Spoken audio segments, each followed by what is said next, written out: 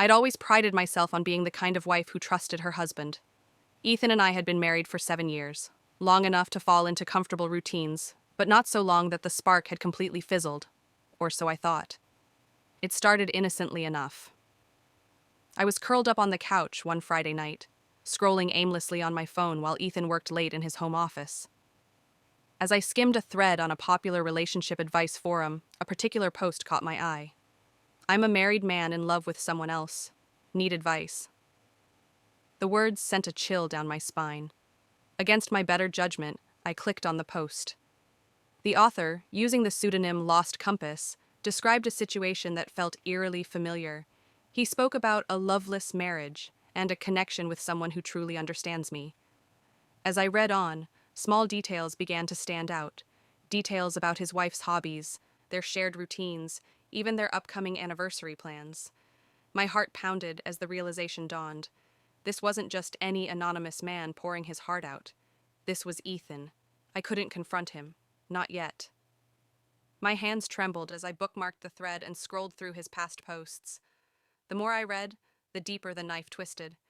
He painted me as distant, uninterested, and oblivious. Worse, he spoke glowingly of a coworker, Sienna, whom he described as his soulmate. Ethan's words weren't cruel, but they stung all the same.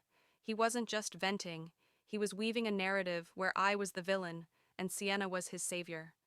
And the commenters ate it up, urging him to follow his heart and leave the marriage for his happiness.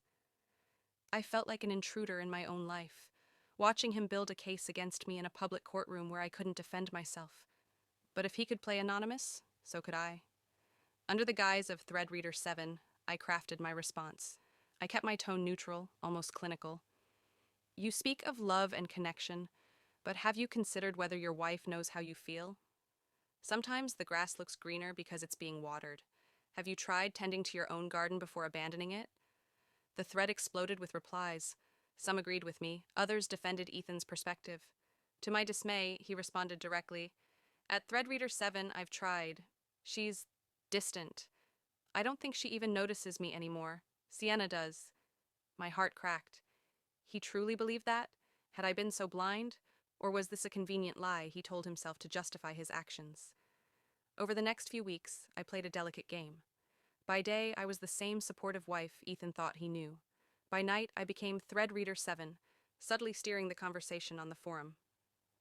I encouraged him to seek counseling, to communicate openly with his wife. He resisted at first, but the seed was planted. Meanwhile, I began piecing together the real story of Sienna. Through Ethan's posts and subtle observations at his office events, I realized she was oblivious to his feelings. Ethan's emotional affair was one-sided, built on fantasies and assumptions. But the betrayal still cut deep. It wasn't about Sienna. It was about the wedge Ethan had driven between us, and I was determined to confront it, on my terms.